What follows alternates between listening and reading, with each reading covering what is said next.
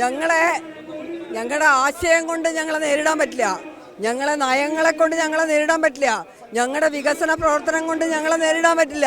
ഞങ്ങളെ നേരിടാൻ പറ്റുക ഇങ്ങനെയുള്ള ഉച്ചാളി കാര്യങ്ങൾ പറഞ്ഞുകൊണ്ട്, നുണകൾ പറഞ്ഞുകൊണ്ട് മാത്രമാണ്.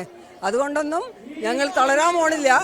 ഞങ്ങൾ ഇത് എവിടെ വേണമെങ്കിൽ നേരിടും. അതിനാണ് ഞങ്ങൾ ഈ തെരുവിൽ ഇറങ്ങി നിൽക്കുന്നത്. ഞങ്ങൾ മഹിളാ പ്രവർത്തകരാണ് ഏറ്റവും കൂടുതലായിട്ട് സുരേഷ് ഗോപിയുടെ വിജയത്തിന് മുന്നിൽ പ്രവർത്തിച്ചത്.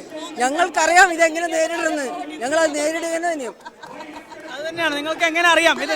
കോൺഗ്രസ്സുകാരുടെ വൈഫ്മാരോട് ചോദിക്കാൻ മതി. അവരെല്ലാം വോട്ട് ചെയ്തിട്ടുള്ളത് എന്തായാലും BJPക്ക് വേണ്ടിയിട്ടായിരിക്കും. അപ്പം ആ വോട്ട് മുഴുവൻ ഇങ്ങോട്ട് പോകുന്നില്ലേ? പിന്നെ ഞങ്ങൾ എന്തിനാണ് ഇപ്പോൾ വെറുതെ ആവശ്യമില്ലാതെ വേറെ രണ്ട് സ്ഥലത്ത് വോട്ട് ചെയ്യുകയാണെങ്കിലാണ് കള്ള വോട്ട്. ഇവിടെ ഒരാൾ വോട്ട് ചെയ്തു, നമുക്ക് വോട്ട് അവകാശം ഉള്ളതുകൊണ്ടാണ് ഇവിടെ വോട്ട് ചെയ്തത്. നിങ്ങൾക്ക് കരട് വോട്ടർ പട്ടിക തന്നതല്ലേ? അപ്പം നോക്കുന്ന ആ സമയത്ത് എന്ത് ചെയ്യായിരുന്നു? അതുവരെ നോക്കിയിരുന്നിട്ട് പിന്നെ അത് കഴിഞ്ഞ ശേഷം ഇപ്പോൾ വന്നിട്ടാണ് 1 വർഷം കഴിഞ്ഞപ്പോഴാണ് ഇവർക്ക് വോട്ടർ പട്ടിക ഇന്ന് കിട്ടിയാണോ? ഇന്നലെയല്ലല്ലോ വോട്ടർ പട്ടിക കൊടുത്തിട്ട് ഓഫീസിലേക്ക് കരിയോയിൽ ഒഴിച്ചതും ചെരുപ്പുമാല തൂക്കിയതും ആക്രമിച്ചതൊക്കെ കൊഞ്ഞനം കുത്തിയിട്ട് കാണിക്കുന്ന പരിപാടിയില്ലേ? ഉത്തരം മുട്ടുമ്പോൾ കൊഞ്ഞനം മുട്ടാന്ന് പറയണത് അതന്നെയാണ് ഈ പരിപാടി. ആദ്യം പറഞ്ഞ പൂരം കലക്കിയിട്ടാണെന്ന് അല്ലേ?